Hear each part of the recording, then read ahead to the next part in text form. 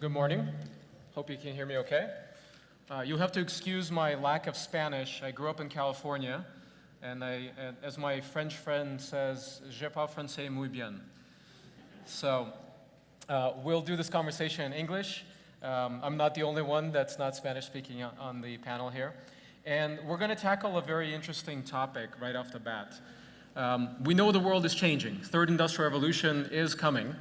And Costa Rica is a small country, less than 5 million population, small GDP relatively, 70 billion or so, but 75% is the service industry, right? So it is going to affect Costa Rica, it's going to affect Latin America, as well as all the other countries in the world.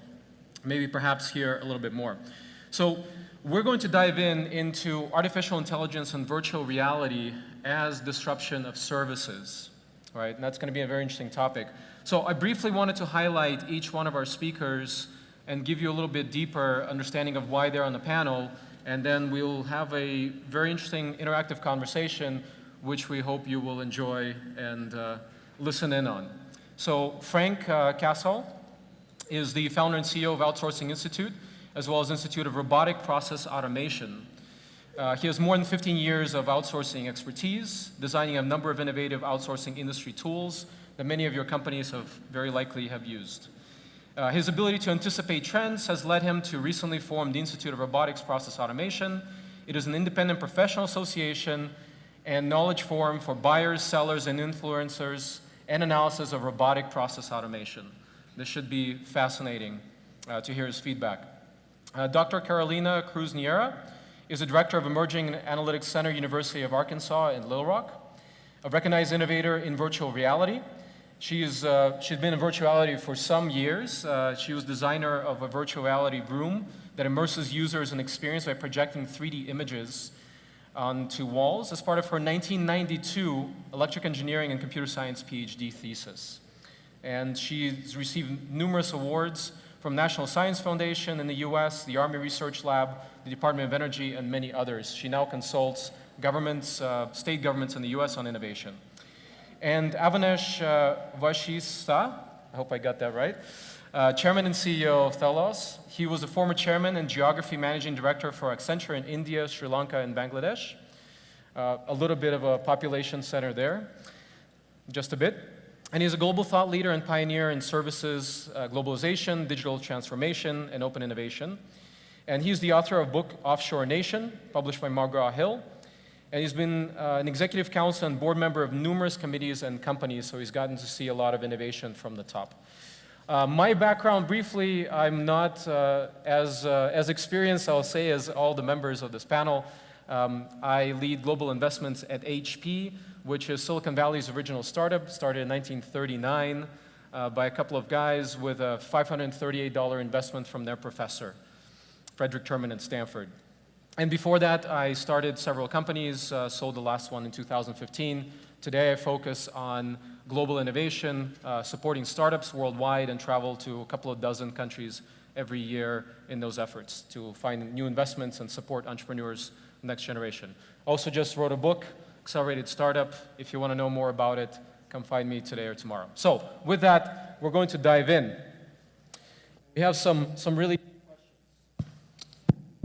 artificial intelligence and virtual reality technologies promises to harness today's computing power to achieve scale, accuracy, speed improvements at an exponential rate. That means that in the next 10 years, we'll see more change in technology than we saw in the previous 30, for sure. So Newton's third law is for every action, there's an equal and opposite reaction. And there are efficiency and quality improvements to be made, but what are the trade-offs? And that's what we're going to talk about. So let's get right into it. Which sectors and industries do you think will be disrupted by these new technologies? I think you're testing. I think you're looking at me, so let me dive in. So I was intrigued to see the theme of this panel combining automation, AI, if you will, and virtual reality.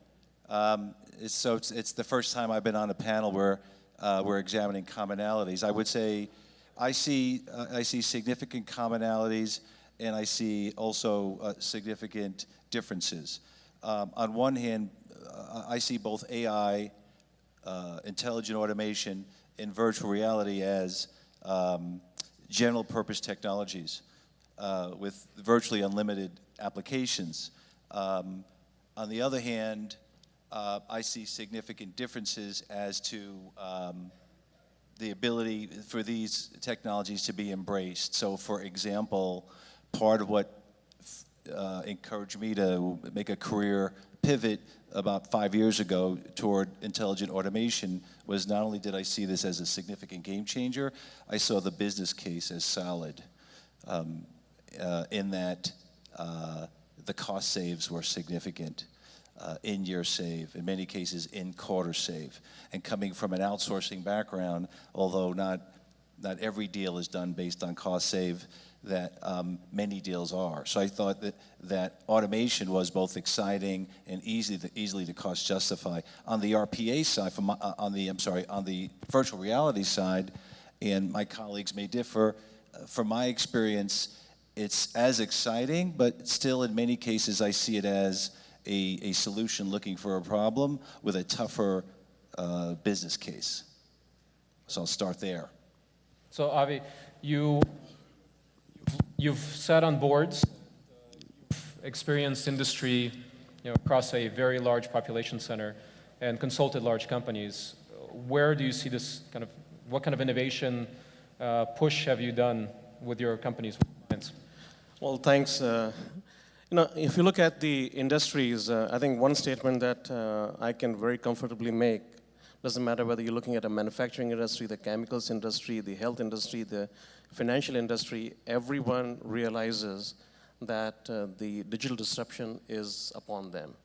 Like when you talk about a bank, you talk about unbundling of the bank.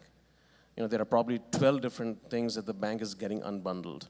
In terms of the lending is separate, the wealth management is separate, because there are innovative companies coming up with very, very great solutions. The payments, for example, fine.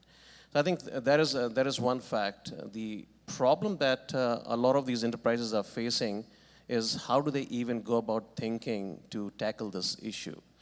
I think everyone realizes that you have to somehow insert yourself in the startup ecosystem or the innovation system itself, because this is where you will be able to feed in and maybe collaborate with the innovative companies to be able to do solutions which are digital. Right? I think the biggest impact that I've seen, especially when we're talking about the outsourcing industry over here, I guess the financial services industry is a very, very big client to this industry. And I think that is being impacted significantly. If you look at from a horizontal perspective, finance and accounting is a very significant outsourcing transaction for this industry, and that is going the robotics way. Right? So companies like Blue Prism, Automate Anywhere, Fusion, literally building virtual workforce that can really automate things. So if you had 500 people doing something like that, now you really have about 50 people programming those things to be able to do. If you look at it, there's a company called IPsoft, which is really building a artificial intelligent virtual realities to some extent, customer service agent, which really will probably pass the Turing test and be as good as a human being in a couple of years' time. And so some of these changes are really making a very significant impact. When you look at healthcare, a lot of devices are coming in where you would be able to diagnose things, even diabetes and cardiac stuff, non-interventionally. And I guess once you start looking at as to how some of the data can be collected 24 hours from patients compared to data from millions of past patient data, and use artificial intelligence to be able to diagnose and recommend treatment, I think some of these things are mind-boggling. And Carolina, you work with state governments these days, right? So what are you seeing in kind of the nervousness, especially in the Midwest and the US, where there's a lot of labor and manufacturing? What effects do you see there? Well, if I can sort of take a quick step back, we were talking earlier about the disruption that these technologies can cause. So from the perspective of virtual reality, it almost feels that it's two separate universes. There is the public eye knowledge about virtual reality and really what is happening in that arena. So here's a tidbit.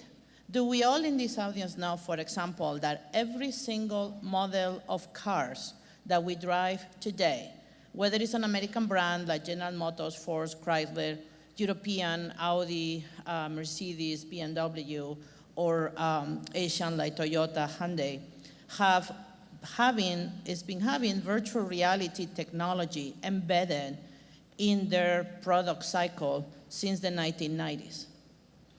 Most people don't know about.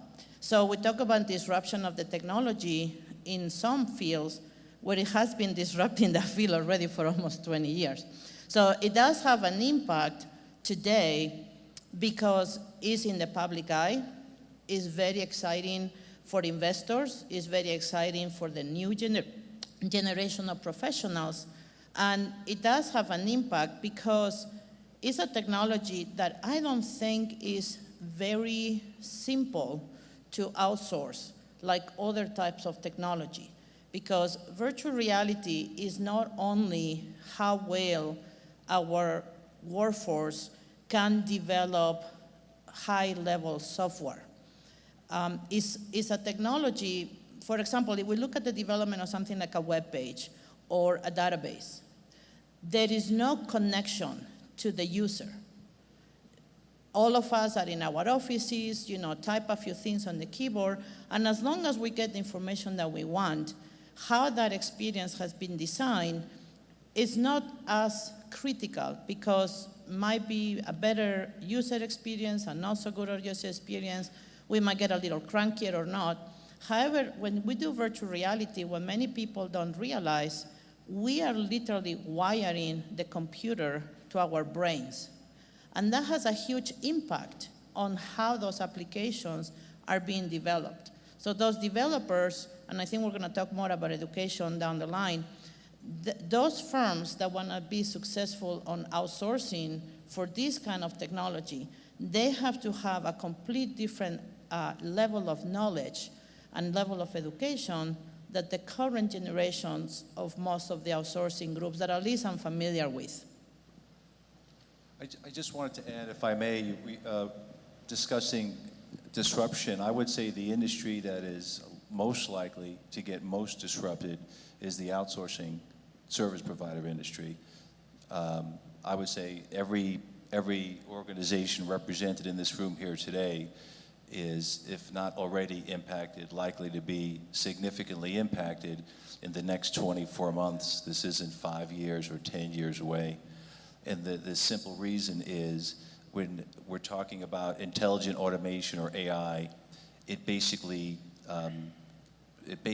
makes the traditional labor arbitrage model that we've all grown up with in the outsourcing space, it just becomes less and less relevant.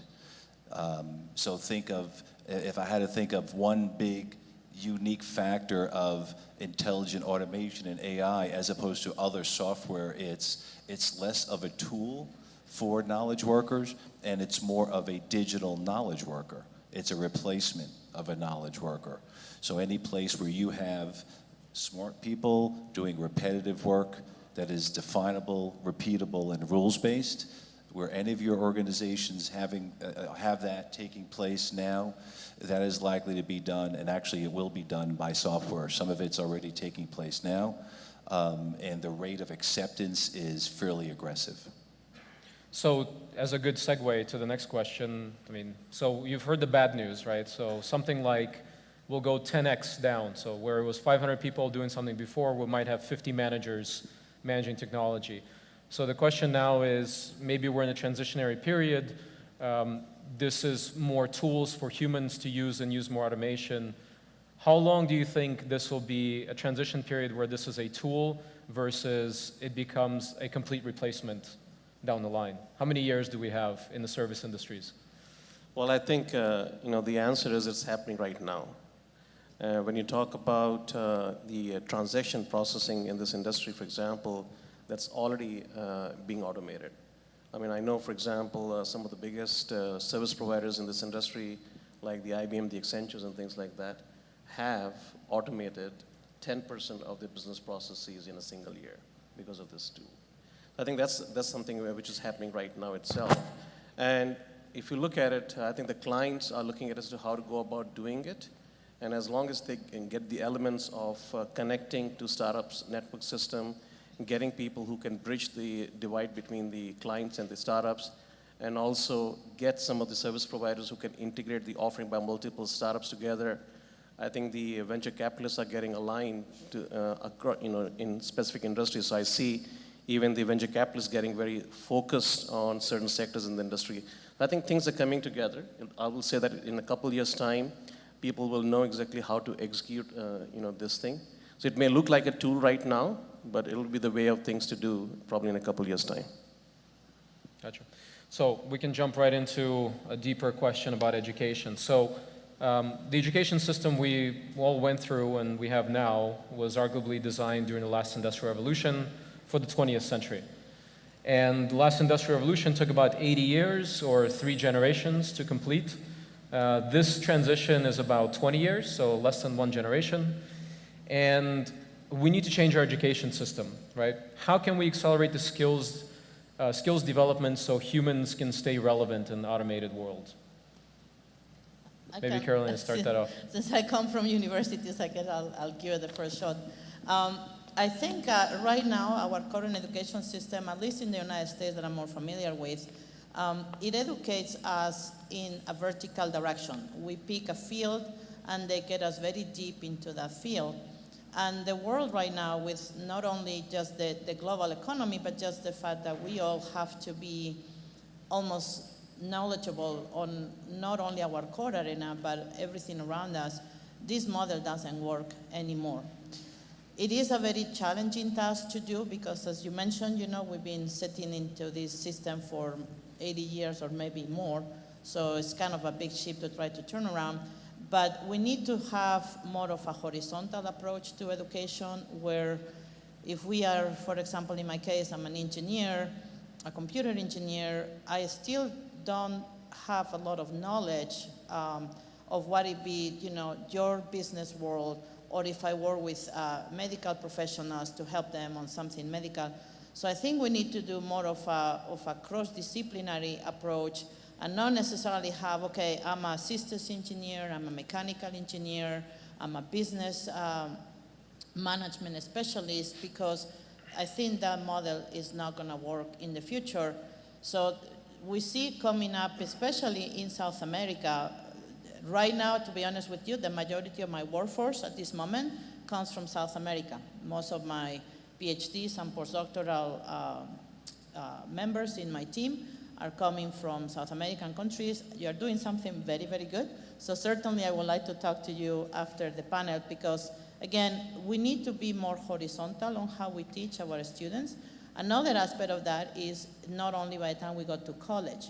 One of the unique things that happened in Arkansas, and that's what I went there, is Arkansas is the first state in the United States that has made it mandatory to include computer science as part of the curriculum starting in kindergarten.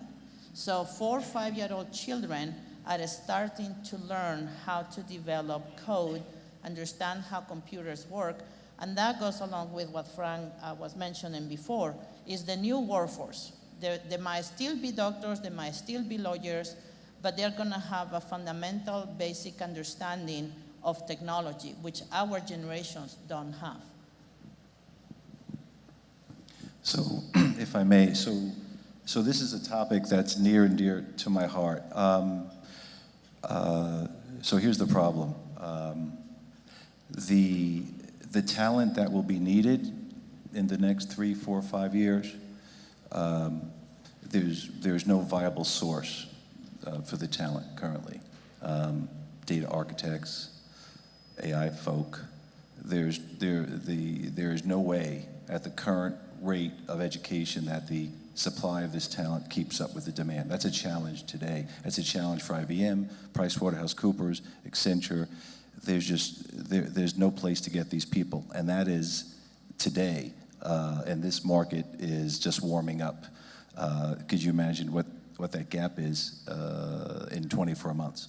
That's number one. Number two is, so with all due respect to my colleague, I believe that the current university system, certainly in the States, maybe everywhere, is also about to be disrupted, if you think of it. So my daughter is a freshman, Wake Forest University, North Carolina. She will graduate in 2020. It will cost me $250,000 cash to get her through this program. I have to earn $500,000 cash to net $250,000, and she probably has a 50% chance of getting a job in 2020. Because think of what's happening right now. So that's not even the bad news. The bad news is I have 4 kids. So that's issue number one. So the current system is broken, it doesn't work, number one. Number two is, if you think about the rate of change of the types of technologies we need. So you referred to Blue Prism, Automation Anywhere, Work Fusion. Those are the hot technologies today. 12 months from now, 18 months from now, there'll be the next wave, and there'll be the next wave after that. There is no way any university could reinvent their curriculum every 6 or 8 months, and they will need to. Another issue, it takes 4 years to get a degree.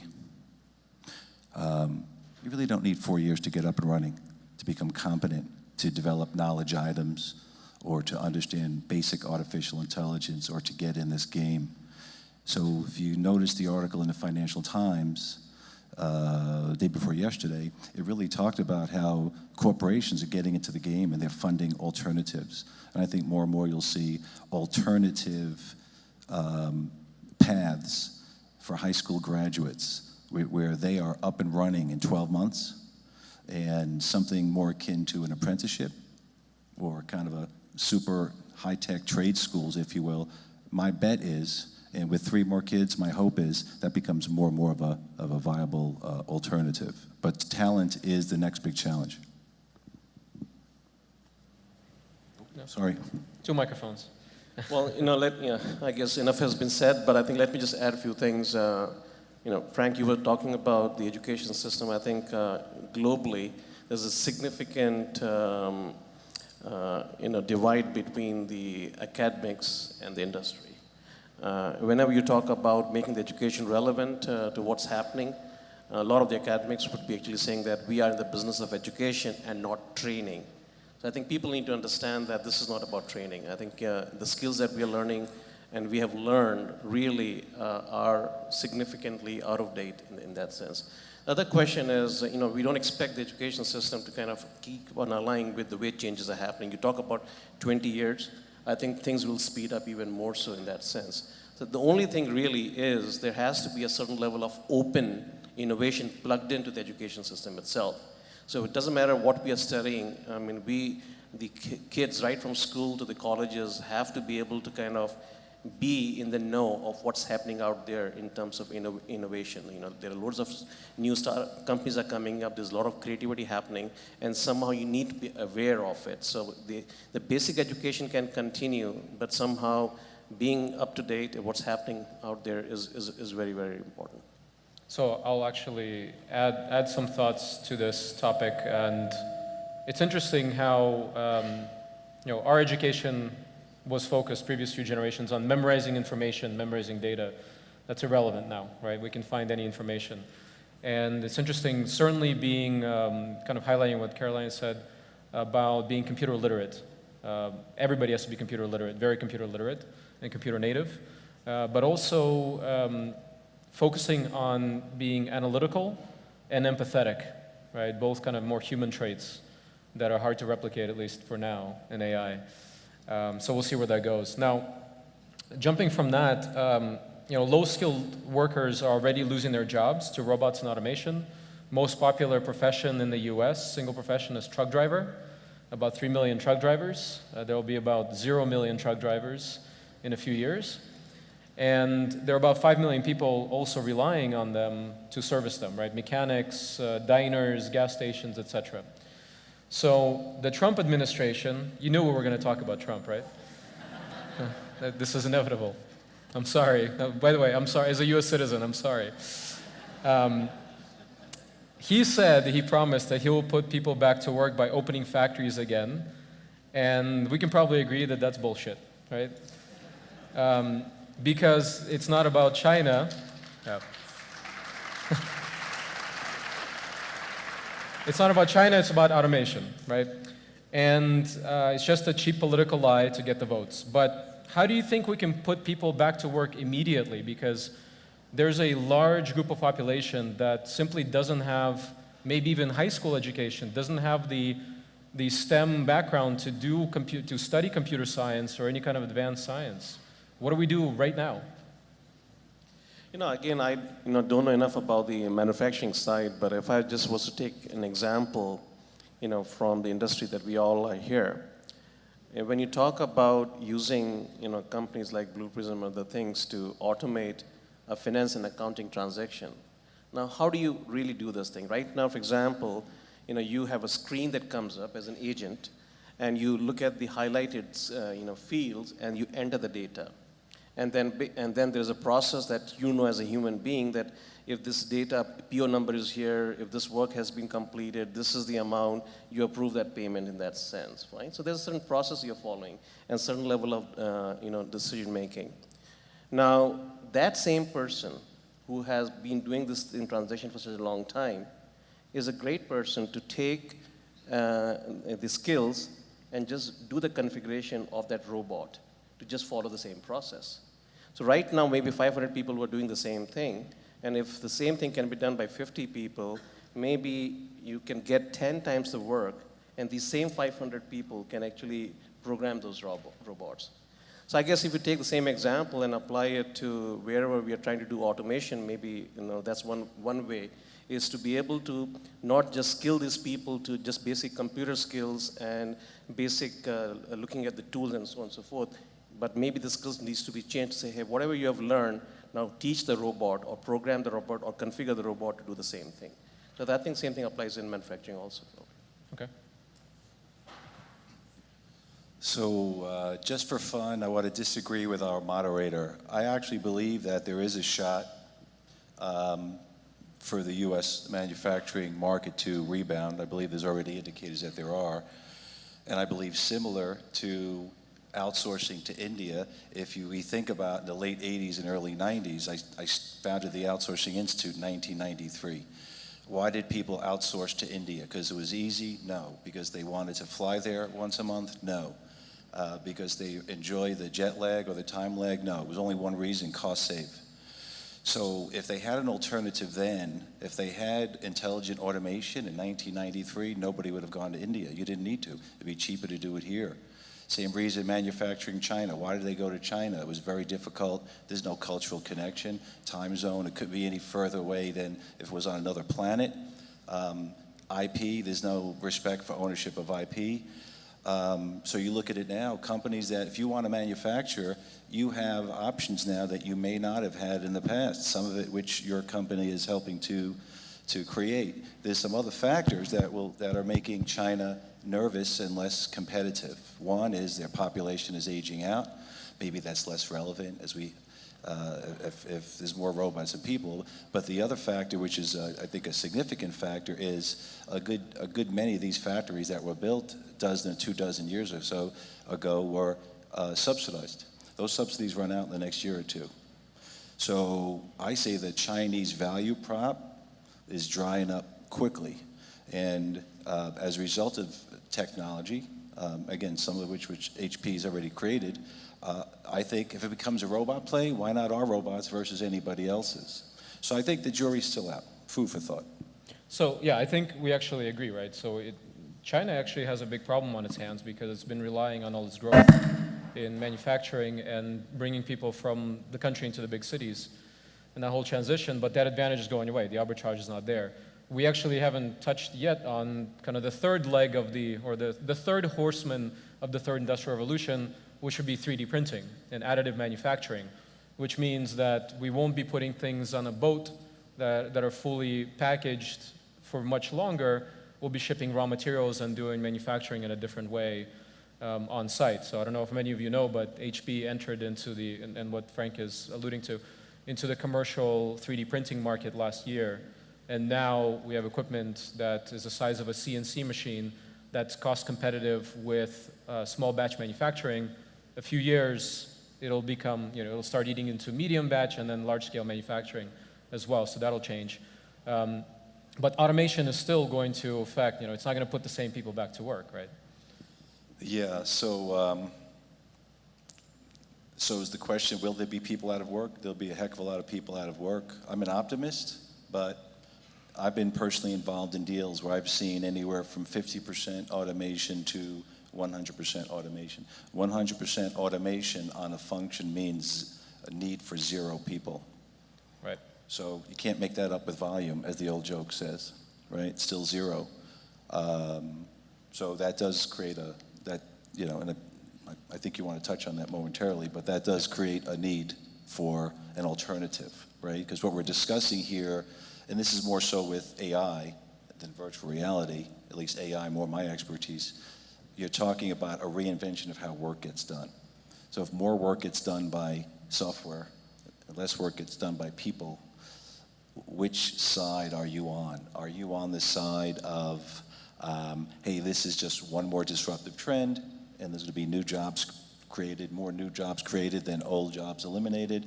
There's plenty of people, smart people that believe that, or are you in the other camp that basically says, this time it's different, it's big, it's bad, and it's going to affect us all? Now, in the latter camp, in the pessimistic camp, you have the likes of Bill Gates, Elon Musk, and Stephen Hawking. So who wants to bet against those 3? Not at the same time, at least, right? Yeah. So, Caroline, And let me put a little bit of a ray on sunshine here, because there's of course the pessimistic vision that if you really look up into the future, what are we all going to be here in this planet? But at the same time, there is a lot of interesting areas of human life, and I guess beyond global economy, where I think people are necessary. The difference between augmented artificial intelligence and virtual reality is fundamental, that we all understand what that is, because artificial intelligence will do automation, like Frank says. The goal is to go for 100% automation, where the technology will take care of things without human intervention.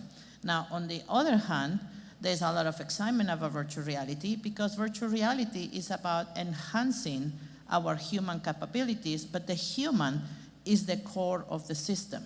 So what we probably are looking into, and the shape that this is going to take, of course, will be hard for us to determine right now, is we are going to have to evolve our workforces. That's a given. So some of these current workers, like you're mentioning, all the factory workers and so on, are they going to be obsolete?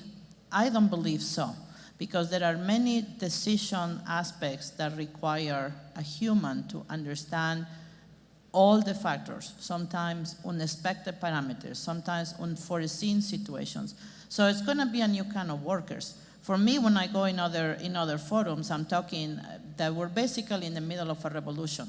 So there was the Industrial Revolution many, many years ago. There was the Information Revolution, and we're right now in the middle of the virtual reality, artificial intelligence revolution. So as being living that historical transition, is very hard to tell what is it going to look like. And maybe, 100, 200 years from now, the history books will tell us, what we're trying to speculate here. But I think there is always going to be room for humans. Now, we will have to evolve our trade. Obviously, the Industrial Revolution displaced a lot of workforce, but that workforce evolved into a different type of workforce. The Information Revolution also displaced a lot of workforce, but now that workforce has different skills, and they are part of whatever new activities we're doing. So I think there is always going to be room for humans. I'm not on the pessimistic side, but we need to know what those new skills are going to be. They're going to be more challenging skills, but there are some others that today, like you were asking, what happens today? I'll give you a very simple, straightforward example. In the United States, as everybody's familiar with, the Katrina hurricane hit Louisiana. Still today, a lot of the damage from Katrina is still there. Do you know why? because there are not enough welders. Welders. There's not enough welders in the market that can come to Louisiana and fix the damage today, especially deep water welders. Most of the schools in the area, most of the programs in the area graduate roughly 1,000 welders a year, certified welders, especially deep water welders again. The repair process requires 15,000 welders a year. So there's a certain workforce that is not obsolete. It has to be retrained because these are not your typical welders. These are welders that have to have technology knowledge because sometimes they themselves don't weld. They are operating a remote vehicle that is actually doing the welding. It does have some artificial intelligence, so it can make some decisions, but the human still makes the ultimate decision. So I think it's an evolution of what's going to happen, not so much a replacement. That's great. So, welders is the answer. It's interesting. There's actually, I was just in Kyiv. I'm from Ukraine last week, and there's a world-renowned welding university and research center there. I should connect you. So we're actually running out of time, but there's a couple of really good questions maybe we can get through quickly. So on Sunday last week in South by Southwest, Mark Cuban, who's not in fact Cuban, but actually of Eastern European descent, said that the world's first trillionaire is going to be someone who masters AI. Whatever you're studying right now, if you're not getting up to speed on deep learning, neural networks, etc., you lose. We're going through a process where software will automate software, automation will automate automation. Let that sink in for a second. So we believe that innovation is global, certainly. What is this region, Latin America, Caribbean, particularly good at, better than anybody else in the world, where you think a trillionaire could come out of? What industry? Kind of lightning round.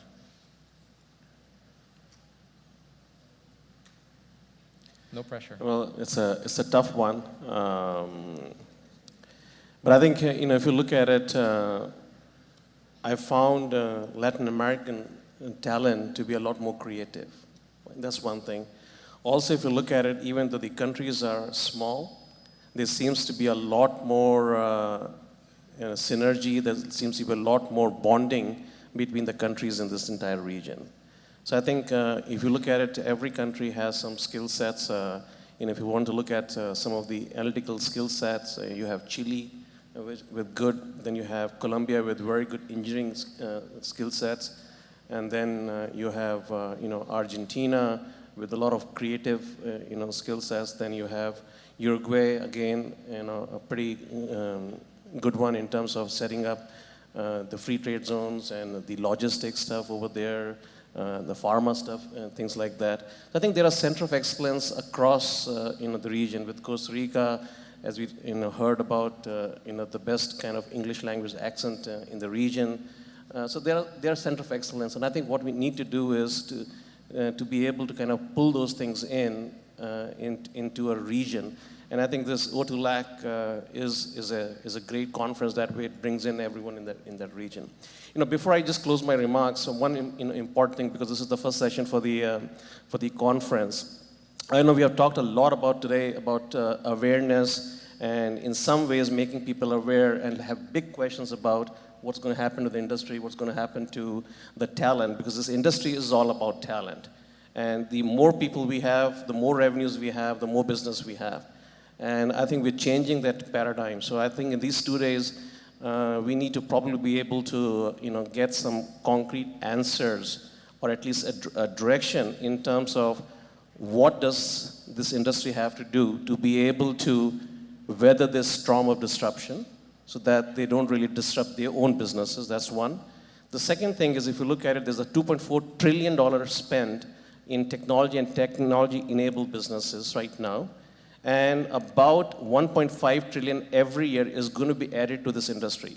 When Uber makes a transportation industry to a technology, about 1.5 trillion will be added every year. So about 4 trillion is the opportunity. So opportunity is immense right now. The only thing is that what do we as an industry have to do to be able to take care of that opportunity?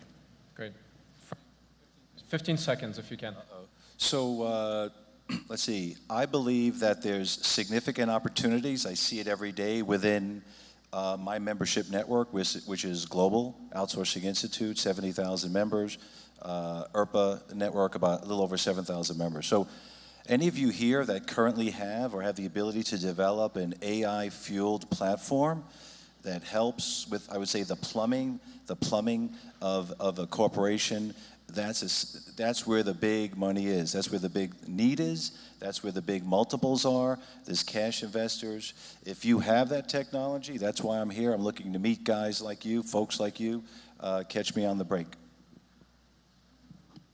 I think I'm going to agree with Avinash up there. I think my experience with the Latin American groups that I intersect to is the creativity. And also, I have to say, the optimism. You know, we work with a lot of groups that we put a lot of stress on getting things done and well done. And like I said, this group here has tremendous potential to survive that and have a lot of good offerings. I think from my experience, the computer science related, the informatics related training is a huge opportunity for Costa Rica and other countries in the region to become one of the strongest outsourcing centers for these kinds of themes that we're talking over here. But with that, we're out of time, but I wanted to leave you with one last, which could be a whole separate, if not a topic, which is the concept of universal basic income, which is being now tested in Scandinavia, basically giving everybody a living wage and being able to survive. Another topic on that end that's being talked about now is universal basic education, which means taxing industries that get automated and using that money to pay people to educate themselves and to move up in this ladder as far as getting into new industries where there's a need. So there's something like 500,000 programming jobs that are needed in the US that can't be filled while manufacturing is somewhat dying and a lot of these simple industries are dying. So I'll leave you with that. Thank you very much for your attention. Hope you enjoy the rest of the event.